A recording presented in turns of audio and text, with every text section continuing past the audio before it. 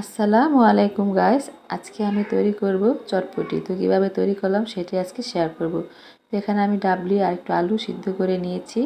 তারপরে নিয়েছি শুকনা মরিচ, তারপরে নিয়েছি চটপটির মশলা, তারপর ডিম সিদ্ধ, বোম্বাই মরিচ, শসা, টমেটো, কাঁচামরিচ, ধনিয়া পাতা, পেঁয়াজ, তারপরে লেবু নিয়েছি, তারপরে তেঁতুলের টক পানি নিয়েছি। তো একে একে আমি সবগুলি মশলা এখানে দিয়ে দিব। তো এইভাবে বাসায় তৈরি করে খাবেন। চটপটি খেতে তো সবাই পছন্দ করে। তো বাজার থেকে সবসময় তো আর কিনে খাওয়া যায় না, তো বাসায় এভাবে তৈরি করে খেলাম, খুব ভালো লাগলো। তো আপনারা এভাবে বাসায় তৈরি করে খাবেন। তো আমার সমস্ত মশলা দেওয়া শেষ। এখন আমি শসা, ধনিয়া পাতা, পেঁয়াজ কুচি, কাঁচামরিচ কুচি দিয়ে দিয়েছি। এখন এখানে আমি দিয়ে দেব একটু বোম্বাই মরিচ। বোম্বাই মরিচটা দিলে খেতে খুব ভালো লাগে।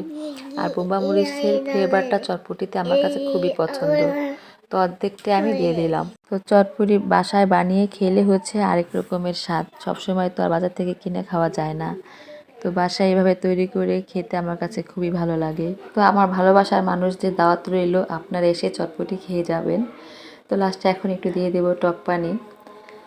টক পানিটা দিলে চটপটিটা খেতে আরেকটু বেশি ভালো লাগে। তারপর দিয়ে দেবে একটু ডিম। তো ডিম সিদ্ধ করে কেটে রেখেছিলাম। তো আমার ভিডিও দেখে যদি ভালো লেগে থাকে তাহলে একটি লাইক দিবেন, আমার ভিডিওটাকে শেয়ার করে দিবেন। ইউটিউব থেকে দেখলে সাবস্ক্রাইব করে আমার পাশে থাকবেন। ফেসবুক থেকে দেখে থাকলে আমাকে ফলো দিয়ে রাখবেন। তো সবাই ভালো থাকবেন। আল্লাহ হাফেজ।